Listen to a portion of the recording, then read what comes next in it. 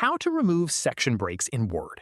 This tutorial shows you how to display the hidden formatting marks first, then delete a section break properly.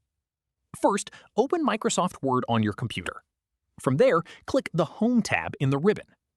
After that, click Show Hide in the paragraph group.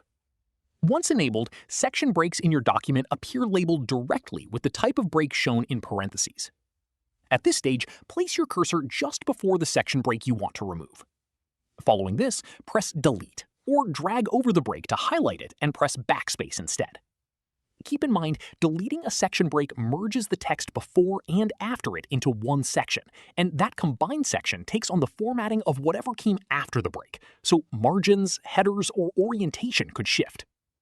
If you have trouble selecting the break directly in normal view, switching views can make it easier. From here, click the View tab. At this stage, click Draft in the Views group. Following this, drag over the break to select it, then press Delete. From here, click View again, then click Print Layout to return to your normal view. If you want to remove multiple section breaks at once instead of one at a time, Find and Replace handles that faster. At this stage, click the Home tab. Following this, click Replace in the Editing group. From here, click More in the Find and Replace box to expand it. At this stage, click into the Find What field. Following this, click Special at the bottom of the box, then select Section Break from that dropdown. From here, click into the Replace With field and make sure it's completely empty.